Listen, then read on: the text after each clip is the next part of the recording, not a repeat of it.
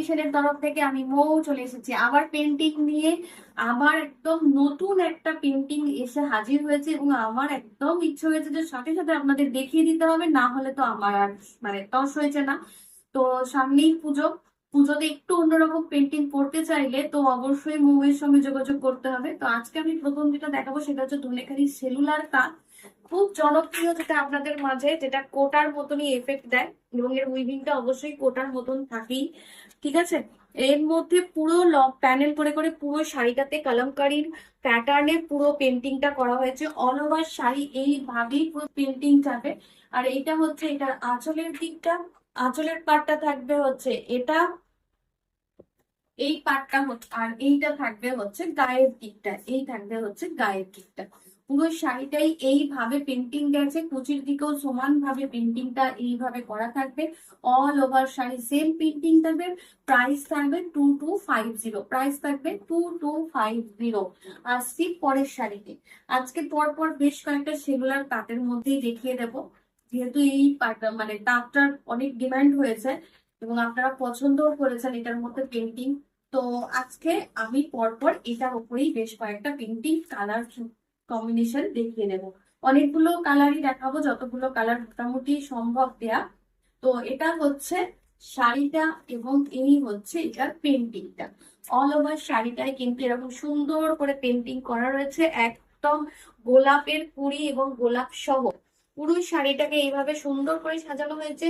এই পেন্টিং এর শাড়িগুলোতে অবশ্যই যে কালারটা বেশি হাইলাইটেড, যেমন এই বর্ডারের কালার, সেম কালারের ব্লাউজ দিয়ে পরুন, শাড়িটা দেখতে অনেক বেশি সুন্দর লাগবে।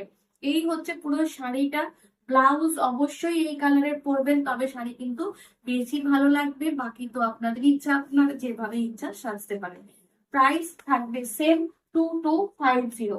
আসছি পরের শাড়িতে। পরের শাড়িটা হচ্ছে একদম কি কালার বলবো, বাসন্তী হলুদ কালার বলি, হ্যাঁ একদম বাসন্তী হলুদের মধ্যে রয়েছে, কন্ট্রাস্টে রয়েছে। সম্ভব বেশিরভাগ ক্ষেত্রে এরকম কালারে খুব একটা হয় না, তো খুব দৈবাত কালারের মধ্যে তাঁত আসে, তো তখন এইভাবে তাকে আরো রঙিন করে তুলতে ভীষণ মন চায়। তো এটাও তাই, ভীষণ রকম ভাবে কালারফুল করা হয়েছে শাড়িটাকে। ফ্রি হ্যান্ড পেন্টিং রয়েছে অল ওভার, মানে হাফ শাড়িটা পুরোটা এরকম জাল পেন্টিং থাকবে, আঁচল থেকে পুরো শাড়িটা এরকম ভাবে জাল পেন্টিং এর মধ্যে থাকবে। আর এটা থাকবে হচ্ছে কুচির দিকটা, কুচির দিকটা স্কার্ট বর্ডার করে পুরো শাড়িটাতে কাজ থাকবে। আর এই হচ্ছে পুরো শাড়ির লুকটা, কন্ট্রাস্টের মধ্যে থাকবে। অল ওভার শাড়ি এইভাবে কাজ করা থাকবে। প্রাইস থাকবে সেম 2250। আসছি পরের শাড়িতে। পরের শাড়িটা দেখিয়ে দিই, আবার একটা সুন্দর কালার কম্বিনেশনের মধ্যে রয়েছে। এটা কিন্তু গঙ্গা যমুনা বর্ডারের মধ্যে রয়েছে। ঠিক আছে, গঙ্গা যমুনা বর্ডারের মধ্যে পুরো শাড়িটা রয়েছে।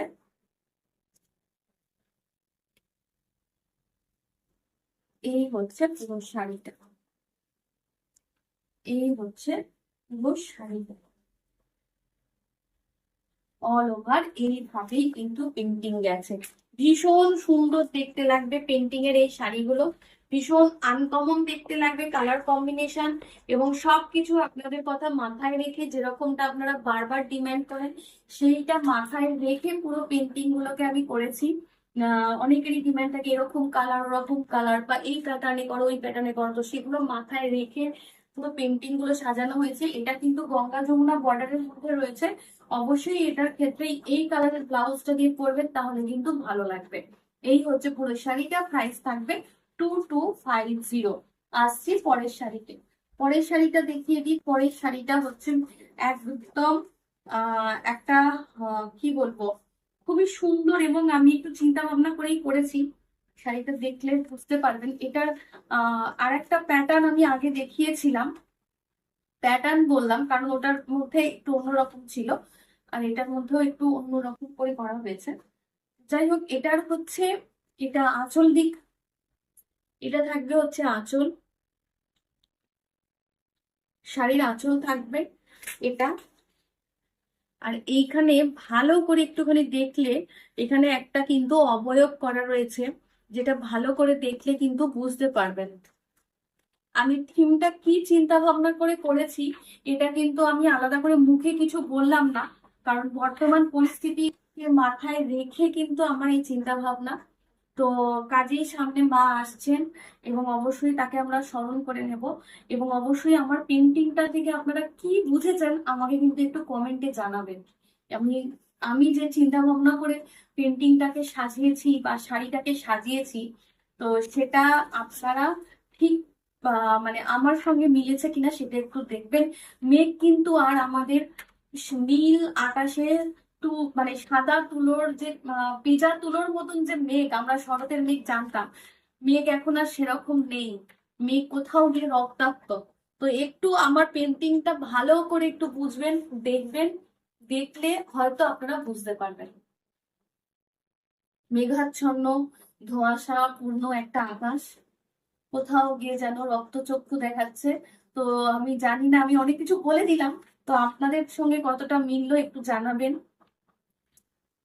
এই হচ্ছে ভিতরের পাতা এবং এই হচ্ছে পুরো পেন্টিং। আর এটা হচ্ছে শাড়িটার কুচির দিকটা।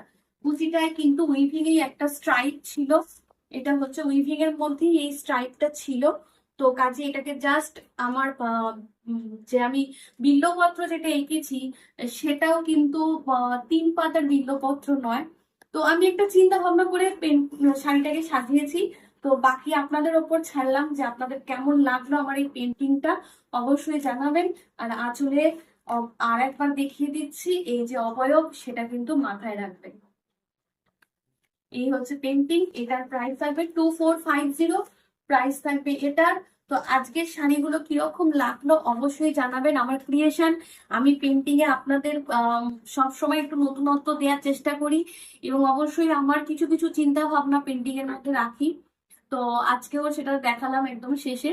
তো কেমন লাগলো অবশ্যই জানাবেন, কমেন্ট করতে ভুলবেন না। আর অবশ্যই চটপট করে বুকিং করতে কিন্তু আগে ভুলবেন না, বুকিংটা কিন্তু মাস্ট। তো যারা চ্যানেলে নতুন তারা অবশ্যই চ্যানেলটা সাবস্ক্রাইব করবেন, বেল আইকনটা প্রেস করে রাখবেন আর সব সময় আমার সাথে থাকবেন। নমস্কার।